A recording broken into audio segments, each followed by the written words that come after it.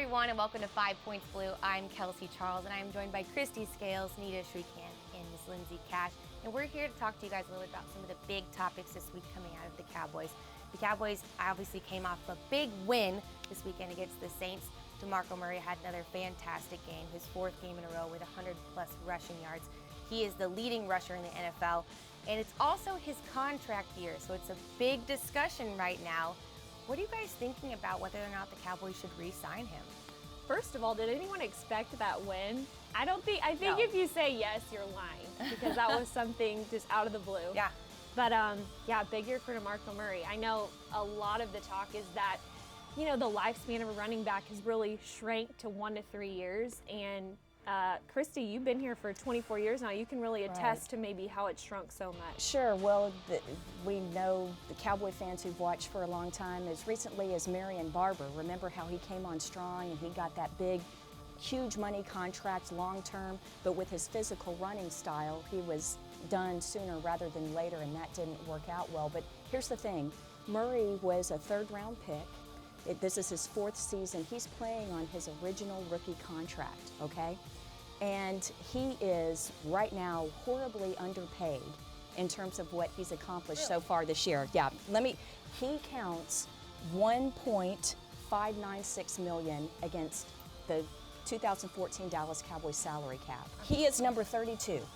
At $1.596 million. Number one is Adrian Peterson of the Vikings, and we won't get into Adrian's story today, but $14.4 million. LaShawn McCoy of the Eagles, great player, deserves his $9.7 million. Then you have Jamal Charles of the Chiefs at number 3. Arian Foster, who the Cowboys will see Sunday, $8.5 million. Marshawn Lynch of the world champion Seahawks, $8 million. So the thing is, Murray is underpaid for what he's doing right now, but do you commit long-term money, a long-term contract, big money to a guy who's missed 11 games in his first 3 seasons? That's the thing, is that he hasn't had a full year without injury, so even though he's playing for that contract, as a lot of people are really saying, is it going to happen? And is it sustainable? Honestly, is it sustainable? And we saw him last year and how he wasn't able to stay on the field the entire time.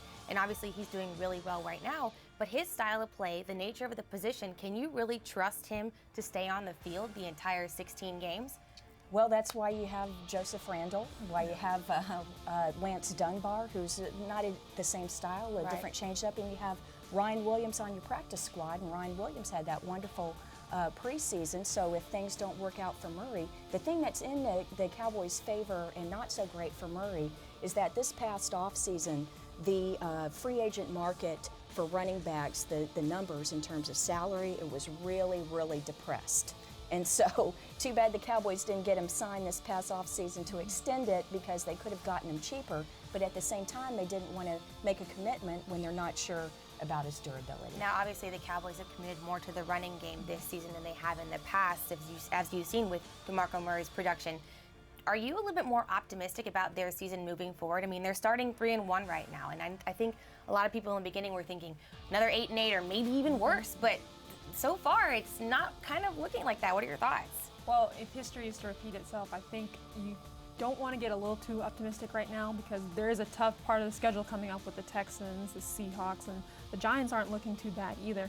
ESPN and NFL just changed their power rankings after this past week, and ESPN has us 10th in the NFL as far as how we rank amongst other teams, and NFL.com has us at number 12. Both after this win, it jumped us up 8 spots for each poll, which is pretty crazy. And the reason I'm optimistic isn't necessarily because it's been, a good start, a good win over the Saints. It's because I see the team gelling more, and especially with Rod Marinelli's defense, we talk a lot about how it's that bend, don't break, maybe allow a field goal here, maybe allow a big catch here, but to be able to kind of come together, especially the defensive backs and the linebackers, I think it's really starting to actually come together in fruition and before our eyes, and that's what's optimistic to me. Now, Nita, you mentioned the Giants are the team that, not the team to beat, but they are actually not showing too bad right now in the NFC East. Now, you also got the Redskins, who are not doing so hot. The Cowboys and the Eagles are tied for the number 1 in the division. And actually, you mentioned this before to me, that there's an ESPN analyst, former Eagle Eric Allen, said the Dallas Cowboys are the team to beat in the NFC East. And I kind of want to get your thoughts on that. Like, what do you guys think? Are the Cowboys the team to beat in the NFC East? Because it was overwhelmingly, in the beginning, the Eagles. They are the team to beat because of how they beat the Saints. The Saints have a history of being a great team over the past few years with Sean Payton, Drew Brees. However, I'm still a little skeptical on saying that just because, you know, durability, injuries, you know, how much are they actually going to commit to the run going forward against a team against like the Texans who have a strong defensive line? There's some tough questions. J.J. Watt ain't bad. And the Eagles also now have Darren Sproles, who had been with the Saints. So you see what a key player he was. What happened to the Saints without Darren Sproles, and then what he's been able to do. LaShawn McCoy, the big star for the Eagles, his numbers are so down. I hope you didn't have him in your fantasy draft, but because Sproles is getting a lot of those numbers now. But can I say one thing about the optimism? What I like most about this year's team is that the players are not listening to the outside chatter, to Eric Allen or to what the polls are.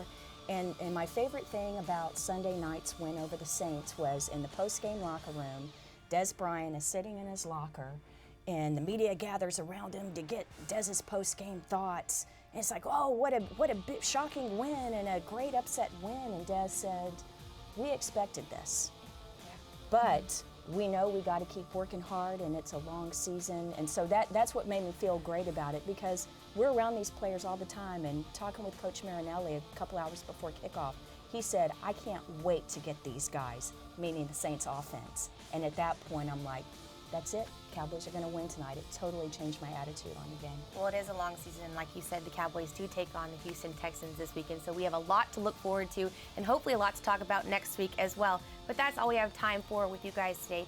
Thank you all so much for joining us. Stay up to date with all the latest happening around Valley Ranch and with the team on 5pointsblue.com. We will see you all next week.